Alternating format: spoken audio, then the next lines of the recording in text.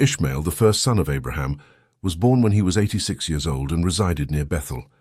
God promised Abraham during an appearance that he would have a son and become the father of many nations at that time.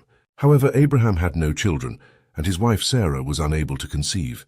They questioned how this promise would be fulfilled. In Genesis 16, Sarah suggests that Abraham have a son with his Egyptian servant Hagar, whom she offers as his wife. Sarah, the wife of Abram, takes Hagar as her servant and gives her to her husband after Abram dwelt 10 years in Canaan.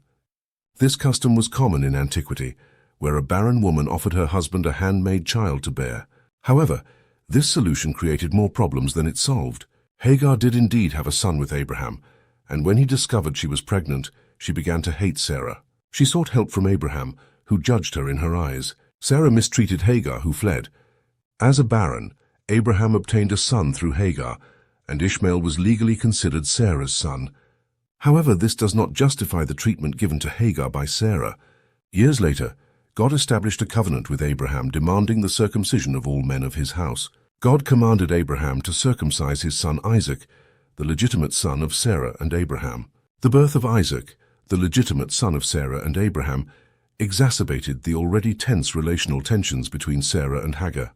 The angel of the Lord revealed the truth about the birth of Isaac, which led to the birth of the first son of Abraham, Isaac. The Lord met Hagar and commanded her to return to Abraham. Hagar's suffering was described in Genesis 16:1, and the conflict between Sarah and Hagar reached its climax during Isaac's weaning. Sarah, disturbed by Ishmael's birth, asked Abraham to send Hagar and his son away. Abraham continued to treat Ishmael with kindness, but Sarah saw Ishmael as a threat to Isaac's place in the family and wanted to get rid of him.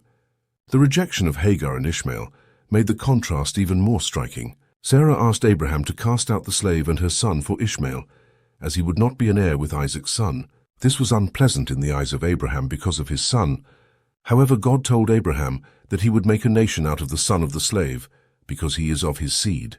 Abraham took bread and water from Hagar and dismissed her, setting out through the wilderness of Beersheba. When they were about to die of thirst, God heard the boy and provided them with water.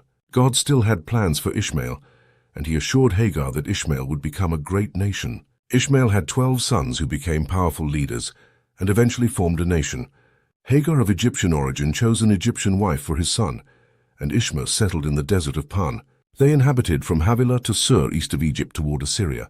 Ishmael had 12 sons and 1 daughter, similar to Jacob's 12 sons and the TW sons of Esau. Isaac's daughter married Esau's son, as indicated in Genesis 28:9 and Genesis 28:10.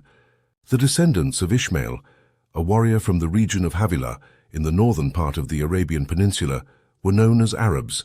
They were called Arabs and lived in hostility with their brothers. God's prediction was fulfilled, and Ishmael would be a wild ass of man, living in hostility to all his brothers. The descendants of Ishmael were also blessed by Abraham, who blessed the sons of Hagar and Keturah. These sons received material goods from the patriarch as adults. The Bible does not report conflicts between Ishmael and Isaac, both of which are described as burying Abraham in Melah. Ishmael's descendants are usually identified as Ishmaelites and organized themselves into 12 tribes living in mobile camps in the southern desert.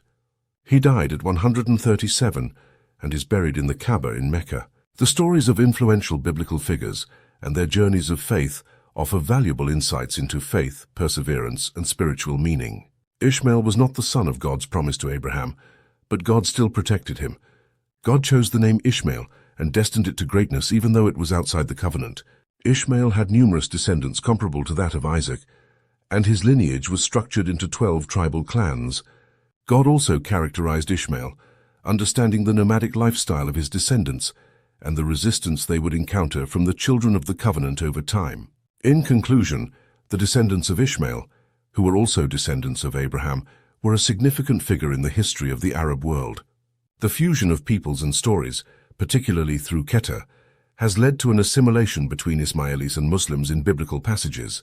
Today, Arabs claim their genealogy from Abraham, mainly through Ismail, a popular theory widely spread among Muslims and some Christians. However, it is unlikely that all inhabitants of Arabia are descendants of Ismail, as the descendants of Keturah and the sons of Esau also inhabited the Arabian Peninsula.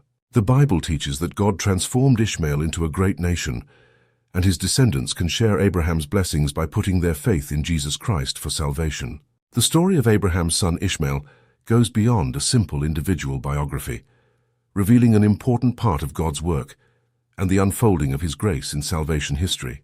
Ishmael symbolizes the natural birth result of the fertile union between Abraham and Hagar, while Isaac represents the supernatural birth in which God manifested his great power by allowing a barren 90-year-old woman to conceive a child. In Galatians chapter 4, Hagar symbolizes the old covenant rooted in human actions and the law, while Sarah represents the new covenant based on divine grace through the redemptive work done by God for mankind. Believers in Christ are like the son born of Sarah. In Galatians 4:29-31, it is said that believers born again are not children of a slave woman, but of the free, spiritually transformed, renewed, and dedicated to His will. The Bible is a true mosaic of human experiences, rich in stories that echo through generations and diverse cultures. The Mysteries Channel aims to bring these narratives to life by offering deep insights that connect with people around the world. The account of how Lucifer fell from the heavens and became Satan broadens our understanding of good and evil and explores the consequences of rebellion and pride. Click on the related video for more about the fall.